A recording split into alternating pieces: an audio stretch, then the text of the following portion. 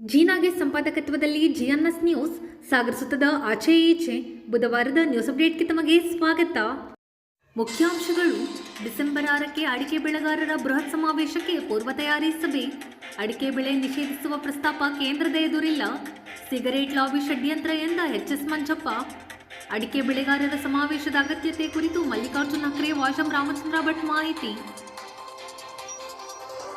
ನಾಳೆ 21/11/2024 ಗುರುವಾರ ಸಾಗರ ಶಂಕರ ಮಠದಲ್ಲಿ ಸುಭದ್ರಾ ಕಲ್ಯಾಣ ಯಕ್ಷಗಾನ ಪ್ರದರ್ಶನ. ಡಾಕ್ಟರ್ ಡಿ.ಎಂ. ಸಾಗರ್ ಬರೆದಿರುವ ವಿಲಕ್ಷಣ ಜಲಜಾಲ ಕೃತಿ ಬಿಡುಗಡೆ ಕುರಿತು ಅಶ್ವಿನಿ ಕುಮಾರ್ ಮಾಹಿತಿ. ಆವಿನಹಳ್ಳಿ ಕೃಷಿ ಪತ್ತಿನ ಸಹಕಾರ ಸಂಘಕ್ಕೆ ಉತ್ತಮ ಸಹಕಾರಿ ಜಿಲ್ಲಾ ಪ್ರಶಸ್ತಿ ಗರಿ. ಯಡೇಹಳ್ಳಿಯಲ್ಲಿ ನಟರಾಜ್ ಕೇರ್ಬಿಸು ಅಧ್ಯಕ್ಷತೆಯಲ್ಲಿ ವಾರ್ಡ್ ಸಭೆ. ಈಗ ಸುದ್ದಿಯ ವಿವರ. ಡಿಸೆಂಬರ್ 6ರಂದು ನಡೆಯುವ ಅಡಿಕೆ ಬೆಳೆಗಾರರ ಸಮಾವೇಶ ನಮ್ಮ ಶಕ್ತಿ ಪ್ರದರ್ಶನಕ್ಕೆ ವೇದಿಕೆಯಾಗಬೇಕು ಎಂದು ಹಿರಿಯ ಸಹಕಾರಿ ಎಚ್.ಎಸ್. ಮಂಜಪ್ಪ ಹೊಸಬಾಳೆ ತಿಳಿಸಿದರು. ಸಾಗರದ ರಾಘವೇಶ್ವರ ಸಭಾಭವನದಲ್ಲಿ ಬುಧವಾರ ಪ್ರಾಂತೀಯ ಅಡಿಕೆ ಬೆಳೆಗಾರರ ಸಂಘದ ವತಿಯಿಂದ ಡಿಸೆಂಬರ್ 6ರಂದು ನಡೆಯಲಿರುವ ಅಡಿಕೆ ಬೆಳೆಗಾರರ ಸಮಾವೇಶದ ಅಂಗವಾಗಿ ಕರೆಯಲಾಗಿದ್ದ ಸಮಾಲೋಚನಾ ಸಭೆಯಲ್ಲಿ ಪಾಲ್ಗೊಂಡು ಅವರು ಮಾತನಾಡುತ್ತಿದ್ದರು. ಒಂದೆರಡು ಹೆಚ್ಚಿನ ಮಾಹಿತಿ ಮತ್ತು ಒಂದೆರಡು ತಿದ್ದುಪಡಿ ಸಂದರ್ಭದಲ್ಲಿ ಕೊಡೋದು ಬಯಸ್ತೇನೆ. ಒಂದು, ನಿಷೇಧ ಮಾಡಬೇಕು ಅನ್ನುವಂಥ ಒಂದು ಪ್ರಕರಣ ಸುಪ್ರೀಂ ಕೋರ್ಟ್ನಲ್ಲಿ ದೇಶದ ವಿವಿಧ ಹೈಕೋರ್ಟ್ಗಳಲ್ಲಿ ನಡೀತಾ ಇರೋದು ಸುಮಾರು 25 ವರ್ಷಗಳ ಕಾಲದಿಂದ. 1995-98ರಿಂದ ಸುಮಾರು 26-28 ವರ್ಷಗಳಾಗೂ ಇದೆ. ಬಹಳ ಜನರ ಒಂದು ಅಭಿಪ್ರಾಯ ಮನಸ್ಸಿನೊಳಗೆ ಏನಿದೆ ಅಂತಂದ್ರೆ, UPA ಸರ್ಕಾರ ಇದ್ದಾಗ ಇಂದಿರಾ ಜೈಸಿಂಗ್ ಅನ್ನುವಂಥ ಸರ್ಕಾರಿ ವಕೀಲರು ಸರ್ಕಾರದ ಪರವಾಗಿ ಏನು ಸುಪ್ರೀಂ ಕೋರ್ಟ್ನಲ್ಲಿ ವಾದ ಮಾಡ್ತಾ ಇದ್ರು, ಅವರೊಂದು ಪ್ರಮಾಣ ಪತ್ರ ಕೊಟ್ಟಿದ್ದಾರೆ ಅಂತ. ಆದರೆ ತಮ್ಗೆ ಗೊತ್ತಿರಲಿ, ಅದು ಪ್ರಮಾಣ ಪತ್ರ ಅಲ್ಲ. ಅವರು ಒಂದು ಕೋರ್ಟ್ನಲ್ಲಿ ಸ್ಟೇಟ್ಮೆಂಟ್ ಕೊಟ್ಟರು. ಅವರು ಸರ್ಕಾರದ ಪರವಾಗಿ ಹಾಜರಾದಾಗ ಸರ್ಕಾರದ ಅಭಿಪ್ರಾಯವನ್ನು ಹೇಳಿದ್ರು ಅಥವಾ ತಮ್ಮ ಅಭಿಪ್ರಾಯವನ್ನು ಹೇಳಿದ್ರು. ಅಡಿಕೆ ಕ್ಯಾನ್ಸರ್ ಕಾರಕ ಅನ್ನುವಂಥದ್ದು ಒಂದು ಸಾಕಷ್ಟು ಜನರಲ್ಲಿ ಅಭಿಪ್ರಾಯ ಇದೆ, ಅದಿನ್ನು ಪರಿಶೀಲನೆ ಆಗಬೇಕು, ಅದೀಗಂತೂ ಕ್ಯಾನ್ಸರ್ ಕಾರಕ ಅಂತಿದೆ ಅಂತ ಒಂದು ಸ್ಟೇಟ್ಮೆಂಟ್ ಅಂತ. ಅದನ್ನೇ ನಾವು ತೆಗೆಸಿದ್ವಿ, ಅಫಿಡವಿಟ್ ಹಾಕಿಲ್ಲ. ಅಫಿಡವಿಟ್ಟೇ ಹಾಕಿದ್ರೆ ಬಹಳ ಕಷ್ಟ ಆಗುತ್ತೆ ನಮಗೆ. ಆದರೆ ಅಫಿಡವಿಟ್ ಹಾಕದೇ ಇರುವಂಥ ಕೇಂದ್ರ ಸರ್ಕಾರದ ಸಚಿವ ಸಂಪುಟದಲ್ಲಿ ಅದಕ್ಕೆ ತೀರ್ಮಾನ ತಗೊಂಡು ಅಫಿಡವಿಟನ್ನು ವಾಪಸ್ ಪಡಿಬೇಕು. ಅದು ಉದ್ದ ಪ್ರೊಸೀಜರ್ ಇದೆ, ಅದರ ಅಗತ್ಯ ಇಲ್ಲ. ಮತ್ತೊಂದು, ನಮಗೆ ಗೊತ್ತಿರಲಿ, ನಾನು ಯಾವುದೇ ಪಕ್ಷ ಪಂಗಡವನ್ನು ಹೇಳ್ತಿಲ್ಲ. ನರೇಂದ್ರ ಮೋದಿ ಅವರ ಸರ್ಕಾರ ಬಂದ ಮೇಲೆ ಒಂದು ತೀರ್ಮಾನ ತಗೊಂಡಿದ್ದಾರೆ, ಯಾವುದೇ ಕೃಷಿ ಬೆಳೆಯನ್ನ ನಿಷೇಧ ಮಾಡೋ ಪ್ರಶ್ನೆ ಇಲ್ಲ. ಯಾವುದೇ ಕೃಷಿ ಬೆಳೆಯನ್ನ, ಈ ಗಾಂಜಾನು ಕೃಷಿ ಅಂತ ಹೇಳ್ಬೋದು, ಗಾಂಜಾ ನಿಷೇಧ ಮಾಡ್ತಾರೆ. ತಂಬಾಕನ್ನು ಕೂಡ ನಿಷೇಧ ಮಾಡುವಂತ ಯೋಚನೆ ಇಲ್ಲ. 2028 ಹೊತ್ತಿಗೆ ತಂಬಾಕು ನಿಷೇಧ ಮಾಡಬೇಕು ಅಂತ ಪ್ರಪಂಚದ ಅನೇಕ ಸಂಸ್ಥೆಗಳು ಹೇಳಿವೆ. ಅದರಿಂದ ಆ ಸಂದರ್ಭದಲ್ಲಿ ಮಾಡಬಹುದು. ಇವತ್ತು ತಂಬಾಕನ್ನು ಕೂಡ ನಿಷೇಧ ಮಾಡುವಂತ ಪರಿಶೀಲನೆ ಸರ್ಕಾರದ ಎದುರಿಗಿಲ್ಲ. ಹಾಗಾಗಿ ಅಡಿಕೆ ಆಗುವಂತಹ ಸಾಧ್ಯತೆಗಳು ಕಡಿಮೆ. ಸುಪ್ರೀಂ ಕೋರ್ಟ್ ಏನ್ ಹೇಳ್ತದೆ ಅನ್ನೋದು ಗೊತ್ತಿಲ್ಲ. ಅಥವಾ ಹೇಳಿದ್ರೆ ಅದಕ್ಕೆ ಸರ್ಕಾರದ ಕಡೆಯಿಂದ ಏನ್ ಮಾಡಿಸ್ಬೇಕು ಆ ಪ್ರಯತ್ನ ನಡೀತಾ ಇದೆ. ಈಗಿನ ಸರ್ಕಾರದ ಇದು ಆಪ್ತರ ಕಾರಣವಾದ ಒಂದು ಸಂದರ್ಭದಲ್ಲಿ ಸ್ವತಃ ಪ್ರಧಾನಮಂತ್ರಿಯವರು 2-3 ಜನ ಮಂತ್ರಿಗಳ ಹತ್ರ ಅಡಿಕೆದೇನೋ ಕೇಳಿಸಿದೆ, ಅಡಿಕೆಗೇನೋ ಸಮಸ್ಯೆ ಇದೆ ಅಂತ ಹೇಳಿದ್ರು. ಯಾವುದೇ ಕಾರಣಕ್ಕೆ ಅಡಿಕೆ ಬಗ್ಗೆ ನೀವು ತೊಂದರೆ ಆಗದೆ ಅಂತ ನೋಡ್ಕೋಬೇಕು, ನಮ್ಮ ಪೂಜ್ಯ ವಸ್ತು ಅದು ಅಂತ ಹೇಳಿದ್ದಾರೆ. ಇದೆಲ್ಲವೂ ಈ ರೀತಿ ತೋರಿಸುವಂತ ಒಂದು ಸಮಾವೇಶ ಯಾವತ್ತೂ ಆಗಿದೆ. ಬಹಳ ವರ್ಷಗಳ ಕೆಳಗೆ ಫರ್ನಾಂಡಿಸ್ ಕೇಂದ್ರ ಸರ್ಕಾರದ ಮಂತ್ರಿಯಾಗಿದ್ದಾಗ ಶಿವಮೊಗ್ಗದಲ್ಲಿ ಒಂದು ಅಡಿಕೆ ಬೆಳೆಗಾರರು ಒಂದು ಸತ್ಯ ಪ್ರದರ್ಶನ ಮಾಡಿದ್ರು. ವರ್ಷ 15-20 ವರ್ಷಕ್ಕೂ ಇದೆ. ಅದು ಗುಟ್ಕಾದ ಬಗ್ಗೆನೇ ಬಂದಾಗ ಶಿವಮೊಗ್ಗದಲ್ಲಿ ಒಂದು ಸಮಾವೇಶ ಮಾಡಿದ್ರು. ಅದು ಬಿಟ್ಟರೆ ನಮ್ಮ ಪ್ರಾಂತದಲ್ಲಿ ಅಂಥದ್ದೇನು ಮಾಡಿರಲಿಲ್ಲ. ಇದು ಯಾರು ಏನೇ ಹೇಳಿ ಬೇರೆ ಕೃಷಿ ಉತ್ಪನ್ನಗಳಿಗೆ ಸ್ವಲ್ಪ ಅಷ್ಟೇ ಸಮಾಧಾನಕರವಾದಂಥ ದರ ಬೆಲೆ ಇವತ್ತಿದೆ. ಈ ಪರಿಸ್ಥಿತಿಯಲ್ಲಿ ನಮ್ಮ ಬೆಳಗಾವಿ ಜಾಗೃತ ಆಗಿದೆ ಇದ್ದರೆ ಅಕಸ್ಮಾತ್ ನಾಳೆ ಮಲ್ಲಿಕಾರ್ಜುನರು ಹೇಳಿದಂತೆ ಇದು 20-25 ಸಾವಿರ ಬಂದರೆ ಅನೇಕರ ಆತ್ಮಹತ್ಯೆ ಅಥವಾ ಇನ್ನು ಬೇರೆ ಸಂಕಟಕ್ಕೆ ಒಳಗಾಗ್ಬೋದು. ಹಾಗಾಗೋದಕ್ಕಿಂತ ಮುಂಚೆ ಒಂದು ಜಾಗ್ರತೆ ಮೂಡಿಸೋದಕ್ಕೆ, ಮತ್ತೊಂದು ನಮ್ಮ ಬಲ ಪ್ರದರ್ಶನ ಕೂಡ ಸರ್ಕಾರದ ಎದುರಿಗೆ ಆಗಬೇಕು. ಈಗ ಇಡೀ ದೇಶದ ಬೆಳೆಗಳನ್ನೆಲ್ಲ ಹೋಲಿಸಿ ನೋಡಿದರೆ ಅಡಿಕೆ ಬೆಳೆ ಅತ್ಯಂತ ಕಡಿಮೆ. ಈಗ ಗೋಧಿಯೋ ಅಕ್ಕಿಯೋ ಆ ರೀತಿ ಆಹಾರ ಪದಾರ್ಥಗಳನ್ನು ಹೋಲಿಸಿ ನೋಡಿದರೆ ಅಡಿಕೆ ಬೆಳೆ ತುಂಬ ಕಡಿಮೆ. ಆದರೆ ನಾವು ಬೆಳೀತಿರೋರು ಹೇಳಿದ್ದೇವೆ, ನಮ್ಮ ಕಷ್ಟನ ನಮ್ಮ ಆಹ್ವಾನವನ್ನು ಸರ್ಕಾರ ಗಮನಿಸಬೇಕು, ನಮ್ಮದು ಇಷ್ಟು ಬಲ ಇದೆ ಅಂತ ತೋರಿಸ್ಬೇಕು ಈ ಸಮಾವೇಶ, ಬೇರೆ ಏನೂ ಇಲ್ಲ. ಇದಕ್ಕಾಗಿ ಈ ಟೆಕ್ನಿಕಲ್ ಸೆಷನ್ಸ್ ಎಲ್ಲ ಮಾಡೋದಿಲ್ಲ. ವಿಜ್ಞಾನ ಕರೆಸಿ ಈ ರೋಗದಿಂದ ಬರ್ತದೆ, ಈ ರೋಗಕ್ಕೆ ಈ ರೀತಿ ಪರಿಹಾರ ಇದಿಲ್ಲ. ಹಾಗಂತ ಒಂದು ಗೋಷ್ಠಿ ಇದೆ, ಅದು ಒಟ್ಟಾರೆ ನಮ್ಮ ರೋಗಗಳೇನು, ಒಟ್ಟಾರೆ ನಮ್ಮ ಕಾನೂನು ಸಮಸ್ಯೆಗಳೇನು, ಈ ಸೊಪ್ಪಿನ ಬೆಟ್ಟ ಇತ್ಯಾದಿ ಜನರಲ್ ವಿಷಯಗಳನ್ನು ಕೊಡ್ತಂಥ ಒಂದು ಗೋಷ್ಠಿ ಬಿಟ್ಟರೆ ಉಳಿದಿದ್ದಟ್ಟು ಒಂದು ನಮ್ಮ ಬಲ ಪ್ರದರ್ಶನ, ಮತ್ತೊಂದು ನಮ್ಮ ಆಹ್ವಾನದ ಕೇಂದ್ರದ ಮಂತ್ರಿಗಳ ಎದುರಿಗೆ ಸಾವಿರಾರು ಜನರ ಸಮಕ್ಷಮ ಹೇಳಬೇಕು ಅಂತ ನಾವು. ಇದಕ್ಕಾಗಿ ನಮ್ಮ ಕೇಂದ್ರ ಕೃಷಿ ಸಚಿವರನ್ನ ಅಪೇಕ್ಷೆ ಪಟ್ಟು ಅವರು ಡಿಸೆಂಬರ್ 6ನೇ ತಾರೀಕು ಮೊದಲು ಒಪ್ಪಿಕೊಂಡು ಸಮ್ಮೇಳನ ನಡೆಸಿದೆ. ಸಮ್ಮೇಳನದ ವಿಷಯ ಇನ್ವಿಟೇಷನ್ ನಮಗೆ ಈ ವಾರ ತಯಾರಾಗ್ತದೆ, ಇವಾಗ ಕೊಡ್ತಾರೆ. ಒಂದು ಪ್ರಮುಖವಾದಂಥದ್ದು ಅಂತಂದರೆ ಕೇಂದ್ರ ಕೃಷಿ ಸಚಿವರು ಶಿವರಾಜ್ ಸಿಂಗ್ ಚೌಹಾಣ್ ಅವರು ಸಮಾವೇಶ ಉದ್ಘಾಟನೆ ಮಾಡ್ತಾರೆ. ಒಂದು ಸ್ಮಾರ್ಟ್ ಸಂಖ್ಯೆ ತರ್ತಾ ಇದ್ದೇವೆ, ಅದನ್ನು ನಮ್ಮ ಲೋಕಸಭಾ ಸದಸ್ಯರು ಬಿ ವೈ ರಾಘವೇಂದ್ರ ಅವರು ಬಿಡುಗಡೆ ಮಾಡ್ತಾರೆ. ಮತ್ತು ಆ ಬೆಳಗಿನ ಸಮಾವೇಶದಲ್ಲಿ ಮುಖ್ಯ ಅತಿಥಿಗಳಾಗಿ ಆರ್ಗ ಜ್ಞಾನೇಂದ್ರವರು ಇರ್ತಾರೆ. ಗೌರವ ಉಪಸ್ಥಿತಿ ಅವರು, ಹತ್ತಾಳ ಆಲಪ್ಪವರು, ಮತ್ತು ಕರ್ನಾಟಕ ರಾಜ್ಯ ಅಡಿಕೆ ಸಹಕಾರ ಸಂಘಗಳ ಮಹಾಮಂಡಲ ಅಧ್ಯಕ್ಷರು ಸುಬ್ರಹ್ಮಣ್ಯ, ಮತ್ತು ಕ್ಯಾಂಪ್ಕೋ ಅಧ್ಯಕ್ಷರು, ಮ್ಯಾಪ್ಕೋ ಉಪಾಧ್ಯಕ್ಷರು, ಇಷ್ಟು ಜನ ಇರ್ತಾರೆ. ಮಧ್ಯಾಹ್ನ ಊಟ ಆದಮೇಲೆ ಗೋಷ್ಠಿ ಆದಮೇಲೆ ಸಮಾರಂಭ. ಇನ್ನೊಂದು ಬೆಳಗಿನ ಉದ್ಘಾಟನಾ ಸಮಾರಂಭದಲ್ಲಿ ಸನ್ಮಾನ್ಯ ಕಾಗೋಡು ತಿಮ್ಮಪ್ಪನವ್ರಿಗೆ ಒಂದು ಸನ್ಮಾನ ಇದೆ. ಯಾಕಂದರೆ ಯಾರೇನೇ ಪಕ್ಷಾತೀತವಾಗಿ ಖಂಡಿತವಾಗಿಯೂ ಅವ್ರು ಮಾಡಿದಂಥ ಕೆಲಸ ನಮ್ಮ ಭಾಗದ ಅಡಿಕೆ ಬೆಳೆಗಾರರಿಗೆ ಯಾರು ಮಾಡ್ತೀವಿ. ಅವರು ಅಧಿಕಾರ ಇದ್ದಾಗಲೂ ಅಷ್ಟೇ, ಅಧಿಕಾರ ಇಲ್ಲದೇ ಇದ್ದಾಗಲೂ ಕೂಡ ಅಡಿಕೆ ಬೆಳೆಗಾರರ ಮನವಿಗೆ ಸ್ಪಂದಿಸೋರು ಹಿರಿಯರು. ಆದ್ದರಿಂದ ಅವ್ರನ್ನ ಗೌರವಿಸಬೇಕು ಅಂತ ಇಷ್ಟ ಆಗಿದೆ. ಮಧ್ಯಾಹ್ನ ಮೇಲೆ ಗೋಷ್ಠಿಗಳು ಮುಗಿದ ಮೇಲೆ ಮುಕ್ತಾಯ ಸಮಾರಂಭ. ಅದಕ್ಕೆ ಮುಖ್ಯ ಅತಿಥಿಗಳಾಗಿ ರಾಜ್ಯದ ತೋಟಗಾರಿಕೆ ಸಚಿವರು ಶ್ರೀ ಎಸ್ ಮಲ್ಲಿಕಾರ್ಜುನ ಅವರು ಬರ್ತಾರೆ. ಮತ್ತು ಅಡಿಕೆ ಬೆಳೆಗಾರರ ಸಂಘದ ಹಿಂದಿನ 5 ಜನ ಅಧ್ಯಕ್ಷರು ಇದ್ದಾರೆ, ನಮ್ಮ ಮಧ್ಯೆ ಇದ್ದಾರೆ. ಅವ್ರನ್ನ ಸನ್ಮಾನ ಮಾಡಬೇಕು. ಅದಕ್ಕೆ ನಮ್ಮ ಜಿಲ್ಲಾ ಉಸ್ತುವಾರಿ ಸಚಿವರು ಶ್ರೀಮಾನ್ ಮಧು ಬಂಗಾರಪ್ಪನವರು ಬರ್ತಾರೆ. ಅದೇ ರೀತಿ ಗೌರವ ಉಪಸ್ಥಿತಿ ಅವರು ಕೂಡ ಇದೆ.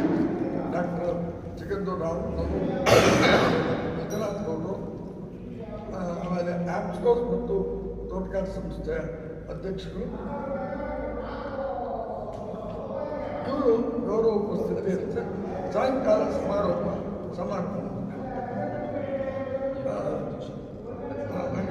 ಆಮೇಲೆ ಇಷ್ಟು ಕಾರ್ಯಕ್ರಮ ನಡೀತದೆ. ದಯಮಾಡಿ ಇದಕ್ಕೆ ಪ್ರಚಾರ ನಮ್ಮ ಕಡೆಯಿಂದ ಸಾಕಷ್ಟಾಗಿದೆ. ಬೆಳಗಾವಿ ಮನೆಗಳಿಗೂ ಕರಪತ್ರ ಹೋಗಿದೆ. ನಾವು ಧನ ಸಂಗ್ರಹಕ್ಕಾಗಿ ಮನೆಗೂ ನಾವು ಅಪ್ರೋಚ್ ಮಾಡಿದ್ದೇವೆ. ಆದರೂ ಯಾರೋ ಒಬ್ಬರು ಮೂಲೆಯಲ್ಲಿ ಇದ್ದವರು ಅಥವಾ ಬೆಳಗಾವಿ ಅಲ್ಲದೇ ಇದ್ದವರು ಕೂಡ ಈ ವಿಷಯ ತಿಳಿಬೇಕು. ತಾವು ದಯಮಾಡಿ ಇದಕ್ಕೊಂದು ಪ್ರಚಾರ ಕೊಡಬೇಕು ಅಂತೇಳಿ ತಮ್ಮಲ್ಲಿ ಕೇಳ್ಬೇಕು. ಬೆಳೆಗಾರರ ಸಂಘದ ಅಧ್ಯಕ್ಷ ವಾಶಂ ರಾಮಚಂದ್ರ ಭಟ್ ಹಾಗೂ ಸಮಾವೇಶದ ಸಹ ಸಂಚಾಲಕ ಮಲ್ಲಿಕಾರ್ಜುನ್ ಹಕ್ರೆ ಮಾತನಾಡಿ, ಆ ದೃಷ್ಟಿಯ ಯೋಚನೆ ಮಾಡ್ಕೊಂಡು ಸಮಾವೇಶ ಮಾಡಬೇಕು ಅಂತ ಹಿಂದೆಲ್ಲ ನಿಮ್ಮೆಲ್ಲರ ಸಮ್ಮುಖದಲ್ಲಿ ತೀರ್ಮಾನ ಆದಂತೆ ಡಿಸೆಂಬರ್ 6ನೇ ತಾರೀಕು ನಾವು ಈಗಾಗಲೇ ಯೋಚನೆಯನ್ನ ಮಾಡಿದ್ವಿ. ಹಾಗಾಗಿ ಆ ದಿವಸ ಬೆಳಿಗ್ಗೆ ನಮ್ಮ ಅಡಿಕೆ ಸಮಾವೇಶದ ಉದ್ಘಾಟನೆಯನ್ನ ಕೇಂದ್ರ ಮಂತ್ರಿಗಳು ಈಗಾಗಲೇ ಶಿವರಾಜ್ ಸಿಂಗ್ ಚೌಹಾಣ್ ಒಪ್ಕೊಂಡಿದ್ದಾರೆ, ಅವ್ರು ಮಾಡ್ತಾ ಇದ್ದಾರೆ. ಇದ್ರ ಮಧ್ಯದಲ್ಲಿ ಮೊನ್ನೆ ದಿವಸ ನಮಗೆ ವರ್ಲ್ಡ್ ಹೆಲ್ತ್ ಆರ್ಗನೈಸೇಷನ್ ಅವರು ನಮ್ಮದು ಅಡಿಕೆ ಹಾನಿಕಾರಕ ಹೇಳ್ತಕ್ಕಂಥ ವಿಷಯವನ್ನು ಈಗಾಗಲೇ ನಮ್ಮ ಮುಂದೆ ಇಟ್ಟಿದ್ದಾರೆ. ಆ ಬಗ್ಗೆ ಪತ್ರಕರ್ತರನ್ನು ಕರೆದಿದ್ದೀವಿ. ಪತ್ರಕರ್ತರ ಮುಂದೆ ಆ ವಿಚಾರದ ಬಗ್ಗೆ ಫಸ್ಟ್ ಮಾತನಾಡಿ ನಂತರ ಈ ನಮ್ಮ ಅಡಿಕೆ ಬೆಳೆಗಾರರ ಸಮಾವೇಶದ ಬಗ್ಗೆ ಒಂದು ಚರ್ಚೆ ಮಾಡೋಣ ಅಂತ. ಆ ಬಗ್ಗೆ ಈಗಾಗಲೇ 60ರಿಂದ 70 ಸಭೆಗಳು ಹೊಸನಗರ, ಸಾಗರ ಮತ್ತು ಸೊರಬ ಭಾಗದಲ್ಲಿ ಅಡಿಕೆ ಬೆಳೆಗಾರರ ಸಂಘದ ಅಧ್ಯಕ್ಷರ ಮುಂದಾಳತ್ವದಲ್ಲಿ, ರಾಮಣ್ಣವರ ಮುಂದಾಳತ್ವದಲ್ಲಿ, ಜೊತೆಗೆ ನಮ್ಮ ಹಿರಿಯ ಸಹಕಾರಿಗಳ ಹಿರಿಯರಾಗಿರ್ತಕ್ಕಂಥ ಮಾರ್ಗದರ್ಶನ ಮತ್ತು ಮುಂದಾಳತ್ವದಲ್ಲಿ ನಮ್ಮ ಮಂಜಣ್ಣವರ ನಾಯಕತ್ವದಲ್ಲಿ, ಜೊತೆಗೆ ಆಫ್ಕೋಸ್ನ ಮಾಜಿ ಅಧ್ಯಕ್ಷ ಆಗಿರ್ತಕ್ಕಂಥ ಗಿರಿಯವರ ನಾಯಕತ್ವದಲ್ಲಿ ಈಗಾಗಲೇ ಸಭೆಗಳು ನಡೆದಿದ್ದಾವೆ. ಪೂರ್ವಭಾವಿ ಸಭೆಗಳು ಜನ ಸ್ಪಂದಿಸ್ತಕ್ಕಂಥ, ಅದರಲ್ಲೂ ಬೆಳೆಗಾರ ಸ್ಪಂದಿಸ್ತಕ್ಕಂಥದ್ದಾಗಿದೆ. ಕನಿಷ್ಠ 8ರಿಂದ 10,000 ಜನ ಬೆಳೆಗಾರರು ಈ ಸಮಾವೇಶಕ್ಕೆ ಸೇರಬೇಕು ಅಂತಕ್ಕಂಥ ಪೂರ್ವ ತಯಾರಿಯನ್ನು ಮಾಡ್ತಾ ಇದ್ದಾರೆ. ಮಾಧ್ಯಮ ಮಿತ್ರರಲ್ಲಿ ವಿನಂತಿ ಮಾಡಿಕೊಳ್ಳೋದು ಇಷ್ಟೇ, ಹೆಚ್ಚು ಬೆಳೆಗಾರರ ಪರವಾಗಿ, ಹೆಚ್ಚು ಸಮಾವೇಶದ ಪರವಾಗಿ ಹೆಚ್ಚು ಪ್ರಚಾರವನ್ನು ಕೊಡಬೇಕು ಅಂತಕ್ಕಂಥ ವಿನಂತಿಯನ್ನು ಮಾಡ್ತಾರೆ. ಜೊತೆಗೆ ಈಗಾಗಲೇ ಏನು ಹಾಗಾದರೆ ಸಮಾವೇಶದ ಉದ್ದೇಶ ಏನು ಅಂತಕ್ಕಂಥದ್ದು ನಮಗೆಲ್ಲರಿಗೂ ಇರ್ಬೋದು. ಒಂದು, ಸುಪ್ರೀಂ ಕೋರ್ಟ್ನಲ್ಲಿ ಕಳೆದ 10 ವರ್ಷಕ್ಕಿಂತ ಹಿಂದೆ ಏನು ಅಡಿಕೆ ಹಾನಿಕಾರಕ ಅಂತಕ್ಕಂಥ ಕೇಸು ನಡೀತಾ ಇದೆ. ಈಗಾಗಲೇ ಕೇಂದ್ರ ಸರ್ಕಾರ ಒಂದು ಹಂತದಲ್ಲಿ ಪ್ರಮಾಣ ಪತ್ರ ಕೊಟ್ಬಿಟ್ಟಿದೆ, ಅಡಿಕೆ ಹಾನಿಕಾರಕ ಇದೆ ಅಂತ ಹೇಳಿ. ಆದರೆ ಅಡಿಕೆ ಸುಪ್ರೀಂ ಕೋರ್ಟ್ನ ಫೈನಲ್ ಜಡ್ಜ್ಮೆಂಟ್, ಈಗಾಗಲೇ ಆರ್ಗ್ಯುಮೆಂಟ್ ಹಂತಕ್ಕೆ ಕೇಸ್ಗಳು ಬರ್ತಾ ಇದೆ. ಏನಾದರೂ ಇಲ್ಲಿವರೆಗೆ ಜಡ್ಜ್ಮೆಂಟ್ ಆದ್ರೇನೆ ಅಡಿಕೆ ಬೆಳೆಗಾರರ, ದೇಶದ ಅಡಿಕೆ ಬೆಳೆಗಾರರ ಹಿತ ರಕ್ಷಣೆ ಆಗಿದ್ದರೆ ಅದಕ್ಕೆ ನಮ್ಮ ಹಿರಿಯ ಸಹಕಾರಿಗಳಾಗಿರ್ತಕ್ಕಂಥ ಮಂಜಣ್ಣವ್ರ ಕಾರಣ ಆಗಿದ್ದಾರೆ. ಇಲ್ಲದೇ ಇದ್ದಿದ್ರೆ, ಮಂಜಪ್ಪಣ್ಣ ಇಲ್ಲದೇ ಇದ್ದಿದ್ರೆ ಇಷ್ಟೊತ್ತಿಗೆ ಜಡ್ಜ್ಮೆಂಟ್ ಬಂದು ಹಾನಿಕಾರಕ ಅಂತಕ್ಕಂಥ ತೀರ್ಪು ಬಂದು ಒಂದೆಲ್ಲೋ ಒಂದು ಆ ಹಂತದ ಲಾಬಿಯನ್ನು ನಡೆಸಿದ್ರಿಂದ ಕೇಸ್ ಹಾಗೇನೆ ಮುಂದೂಡ್ತಾ ಬಂದಿದೆ. ಆದರೆ ಇನ್ನು ಹೆಚ್ಚು ದಿವಸ, ಹೆಚ್ಚು ತಿಂಗಳು ಮುಂದೂಡೋದಕ್ಕೆ ಸಾಧ್ಯ ಆಗಲ್ಲ, ಅಥವಾ ವರ್ಷ ಮುಂದೂಡೋದಕ್ಕೆ ಸಾಧ್ಯ ಆಗಲ್ಲ. ಫೈನಲ್ ಜಡ್ಜ್ಮೆಂಟ್ ಬರಲೇಬೇಕು. ಇದಕ್ಕೆ ಕೇಂದ್ರದ ಸಹಕಾರ ಇಲ್ಲದೇ ಇದ್ದರೆ ನಮ್ಮ ಪರವಾದ ರಿಪೋರ್ಟ್ ಬರೋದಕ್ಕೆ ಸಾಧ್ಯ ಆಗಲ್ಲ. ಹಾಗಾಗಿ ಕೇಂದ್ರ ಸರ್ಕಾರ ಮಧ್ಯಪ್ರವೇಶ ಮಾಡಬೇಕು. ನಿಜವಾದ ಸಂಪ್ರದಾಯಸ್ಥ ಅಡಿಕೆ ಬೆಳೆಗಾರ ಏನು ಅಡಿಕೆ ಬೆಳೀತಿದ್ದಾರೆ, ಆ ಬೆಳೆ ಆರೋಗ್ಯಕ್ಕೆ ಪೂರಕವಾಗಿರ್ತಕ್ಕಂಥದ್ದು. ಸಾವಿರಾರು ವರ್ಷ ಇತಿಹಾಸದಲ್ಲಿ ಅಡಿಕೆಗೆ ತನ್ನದೇ ಆದಂಥ ಮಾನ್ಯತೆ ಇರೋಂಥದ್ದು. ಜೊತೆಗೆ ಪವಿತ್ರ ಅಂತಕ್ಕಂಥ ಕೆಲವೇ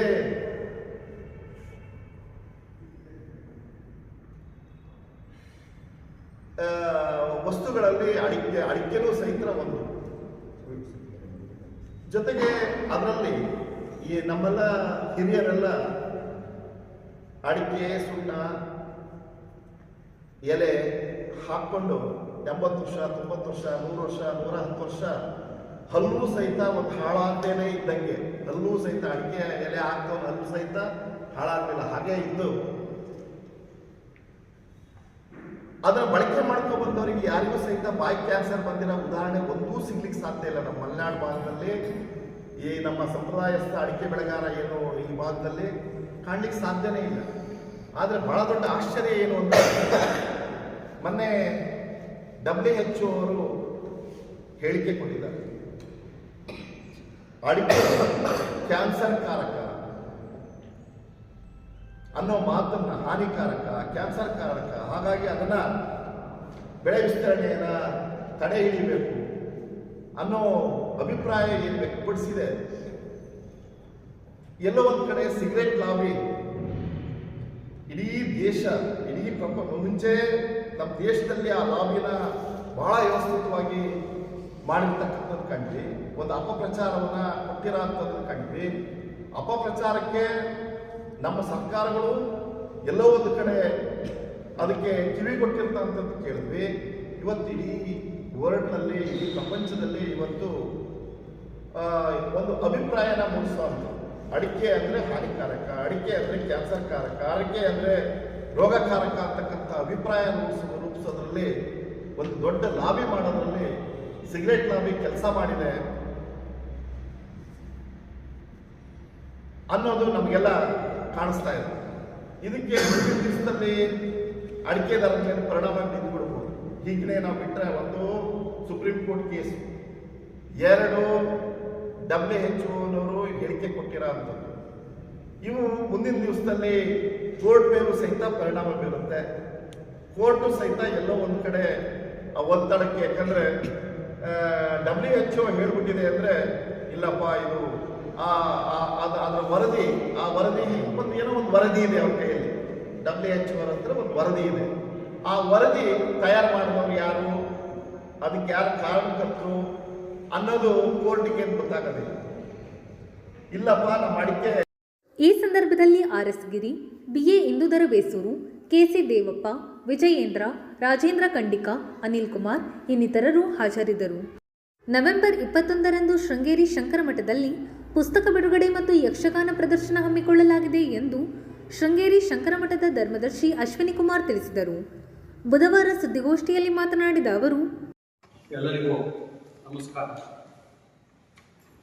ನಾಳೆ ಅಂದರೆ 21ನೇ ತಾರೀಕು ಗುರುವಾರದಂದು ಸಂಜೆ ಸಾಗರ ಶೃಂಗೇರಿ ಶಂಕರ ಮಠದಲ್ಲಿ 2 ಕಾರ್ಯಕ್ರಮವನ್ನು ನಾವು ಹಮ್ಮಿಕೊಂಡಿದ್ದೇವೆ. ಒಂದು ಯಕ್ಷಗಾನ ಪ್ರದರ್ಶನ, ಅದು ಸಂಜೆ 4 ಗಂಟೆಗೆ ಪ್ರಾರಂಭ ಆಗ್ತದೆ. ಸುಭದ್ರಾ ಕಲ್ಯಾಣ, ಭಾಗವತರು, ರಾಮಕೃಷ್ಣ ಹೆಗಡೆ ಇಂದೂರು ಹಾಗೂ ನಮ್ಮ ನಾಡಿನ ಹೆಸರಾಂತ ಕಲಾವಿದರಾದ ಕೃಷ್ಣಯಾಜಿ ಬಂಕೂರವರು, ಗಣಪತಿ ಹೆಗಡೆ ತೊಂಡಿಮನೆ, ಶ್ರೀಧರ್ ಭಟ್ ಕಾಸರಗೋಡು, ಸಂಜಯ್ ಬೆಳೆಯೂರು, ಶ್ರೀಮತಿ ಅಶ್ವಿನಿ ಕೊಂಡದಪುರಿ ಹಾಗೂ ಇನ್ನಿತರು ಈ ಒಂದು ಕಾರ್ಯಕ್ರಮದಲ್ಲಿ ಭಾಗವಹಿಸ್ತಾ ಇದ್ದಾರೆ. 4ರಿಂದ 7 ಗಂಟೆಯವರೆಗೆ ಯಕ್ಷಗಾನ ಇರುತ್ತದೆ. ಇದರ ಮಧ್ಯ ನಮ್ಮ ಊರಿನವರೇ ಈಗ ವಿದೇಶದಲ್ಲಿ, ಅಂದರೆ ಅಮೇರಿಕದ ಆರಿಜೋನದಲ್ಲಿ ನೆಲೆಸಿರುವಂತಹ ಡಾಕ್ಟರ್ DM ಸಾಗರ್ ಅವರು ಬರೆದಿರುವಂತಹ ಪುಸ್ತಕ ವಿಲಕ್ಷಣ ಜಲಜಾಲ ಅಂತೇಳಿ, ಅಂದರೆ ಈ ನೀರಿನ ಬಗ್ಗೆ ಅವರು ಒಂದು ವೈಜ್ಞಾನಿಕವಾಗಿ ಸಮಗ್ರವಾಗಿ ಅಧ್ಯಯನವನ್ನು ಮಾಡಿ ಆ ಪುಸ್ತಕವನ್ನು ಅವರು ಬರೆದಿದ್ದಾರೆ.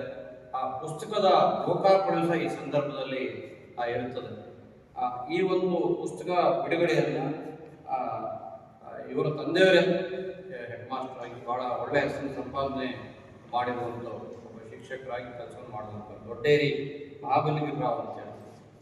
ಹಾಗೆ ಪುಸ್ತಕದ ಕುರಿತು ನಮ್ಮ ನಾಡಿನ ಪರಿಸರವಾದಿಗಳು ಹಾಗೂ ಇದರ ಬಗ್ಗೆ, ಪರಿಸರದ ಬಗ್ಗೆ ಚೆನ್ನಾಗಿ ಅಧ್ಯಯನ ಮಾಡಿರುವಂಥ ಅಖಿಲೇಶ್ ಚಿಪ್ಪಡಿ ಅವರು ಪುಸ್ತಕದ ಕುರಿತು ಮಾತಾಡ್ತಾರೆ. ಅಧ್ಯಕ್ಷತೆಯನ್ನು ನಾನೇ ವಹಿಸ್ತಾ ಇದ್ದೇನೆ. ಹಾಗೆ ಮುಖ್ಯ ಅತಿಥಿಗಳಾಗಿ TV ಪಾಂಡುರಂಗ ಹಾಗೂ BH ಲಿಂಗರಾಜು ಇವರು ಈ ಕಾರ್ಯಕ್ರಮದಲ್ಲಿ ಇರ್ತಾರೆ. ಡಾಕ್ಟರ್ DM ಸಾಗರ್ ಅವರ ಬಗ್ಗೆ 1-2 ಮಾತನ್ನ ಹೇಳಬೇಕು ಅಂತ ಹೇಳಿದರೆ, ಅವರು ಕುವೆಂಪು ವಿಶ್ವವಿದ್ಯಾಲಯದಲ್ಲಿ ಪೋಸ್ಟ್ ಗ್ರಾಜ್ಯುಯೇಷನ್ ಮಾಡಿದರು. ಅಲ್ಲಿ ಅವರು ಸುವರ್ಣ ಪದಕವನ್ನು ಆ ಒಂದು ಪೋಸ್ಟ್ ಗ್ರಾಜ್ಯುಯೇಷನ್ನಲ್ಲಿ ಪಡೆದರು. ಅದರ ನಂತರ ಅವರು ನೆದರ್ಲ್ಯಾಂಡ್ಸಿಂದ ತಮ್ಮ ಪ್ರಯಾಣವನ್ನು ವಿದೇಶದಲ್ಲಿ ಪ್ರಾರಂಭ ಮಾಡಿ ನೆದರ್ಲ್ಯಾಂಡ್ಸ್ ಹೋದರು. ಆಮೇಲೆ ಯುರೋಪಿನ ಅನೇಕ ರಾಷ್ಟ್ರಗಳಲ್ಲಿ ಅಧ್ಯಯನ ಕೆಲಸವನ್ನು ಮಾಡ್ತಾ ಇವತ್ತು ಯುನೈಟೆಡ್ ಸ್ಟೇಟ್ಸ್ ಆಫ್ ಅಮೇರಿಕಾದಲ್ಲಿ ಅವರು ಇವತ್ತು ನೆಲೆಸಿದ್ದಾರೆ. ಹಾಗೆ ಅವರು ಈ ಪುಸ್ತಕ ಬರೆಯೋದ್ರ ಜೊತೆಗೆ ಅನೇಕ ಪತ್ರಿಕೆಗಳಿಗೆ ಅಂಕಣಕಾರರಾಗಿ ಅವರು ವಿಜಯ ಕರ್ನಾಟಕ ಇರಬಹುದು, ಇಂಥ ಪತ್ರಿಕೆಗಳಿಗೆ ಅವರು ಲೇಖನಗಳನ್ನು ಅಂಕಣಕಾರರಾಗಿ ತಮ್ಮ ಪರಿಸರದ ಬಗ್ಗೆ ಅವರು ಬರಿತಾ ಇದ್ದಾರೆ. ಅವರು ಫಿಸಿಕ್ಸ್, ಆಪ್ಟಿಕಲ್ಸ್ ಕಂಡಕ್ಟ್ಸ್ ಮ್ಯಾಟರ್ ಫಿಸಿಕ್ಸ್ನಲ್ಲಿ ಅವರು PhD-ಯನ್ನು ಮಾಡಿದ್ದಾರೆ. ಹಾಗೆ ಅವರೀಗ ಪ್ರಸ್ತುತ ಪ್ರಿನ್ಸಿಪಲ್ ಆಪ್ಟಿಕಲ್ ಸೈಂಟಿಸ್ಟ್ ಆಗಿ ಅಮೇರಿಕದಲ್ಲಿ ಅವರು ಈಗ ಸೇವೆಯನ್ನು ಸಲ್ಲಿಸ್ತಾ ಇದ್ದಾರೆ. ನಮ್ಮೂರಿನವರೇ ಅವರು ಅಲ್ಲಿ ವಿದೇಶಕ್ಕೆ ಹೋಗಿ ಇನ್ನೊಂದು ಬಹಳ ಮಹತ್ವದ ವಿಚಾರ ಅಂತ ಹೇಳಿದ್ರೆ, ಇವತ್ತು ವಿಜ್ಞಾನ ಹೇಳಿದ ತಕ್ಷಣ ಎಲ್ಲವೂ ಆಂಗ್ಲ ಭಾಷೆಯಲ್ಲೇ ಇರುವಂಥದ್ದು. ಆದರೆ ಆ ಆಂಗ್ಲ ಭಾಷೆಯನ್ನು ಕೆಲವೊಂದು ಟೆಕ್ನಿಕಲ್ ವರ್ಡ್ಸನ್ನು ಕನ್ನಡದಲ್ಲೇ ಅವರು ಅದನ್ನು ಇದು ಮಾಡಿ ತರ್ಜುಮೆ ಮಾಡಿ ಅದನ್ನು ನಮ್ಮ ಕನ್ನಡಿಗರಿಗೆ ಬಹಳ ಉಪಯುಕ್ತವಾಗುವಂಥ ರೀತಿಯಲ್ಲಿ ಅದನ್ನು ಅರ್ಥ ಮಾಡ್ಕೊಳ್ಳೋ ರೀತಿಯಲ್ಲಿ ಅವರ ಲೇಖನಗಳನ್ನು ಆ ಒಂದು ಪಾರಿಭಾಷಿಕ ಶಬ್ದಗಳನ್ನು ಅವರು ಕೊಡೋದ್ರ ಮುಖಾಂತರ ಒಂದು ನಮ್ಮ ಕನ್ನಡ ನಾಡಿಗೆ ಈ ನವೆಂಬರ್ ತಿಂಗಳು ಅಂದರೆ ನಮಗೆ ಕನ್ನಡ ರಾಜ್ಯೋತ್ಸವದ ಸಮಯ. ಈ ಸಂದರ್ಭದಲ್ಲಿ ಅವರು ಕನ್ನಡಕ್ಕೂ ಸಹ ಈ ಒಂದು ಕೊಡುಗೆಯನ್ನು ಅವರು ಕೊಡ್ತಾ ಇದ್ದಾರೆ. ಡಾಕ್ಟರ್ DM ಸಾಗರ್ ಅವರು ಕೊಡಲಿಕ್ಕೆ ಭಾಳ ನಮಗೆ ಸಂತೋಷ ಆಗ್ತದೆ. ನಮ್ಮವರೇ ಪುಸ್ತಕವನ್ನು ಬರೆದಿದ್ದಾರೆ. ತಾವು ಬನ್ನಿ, ಹೆಚ್ಚಿನ ಪ್ರಚಾರವನ್ನು ಕೊಡಿ.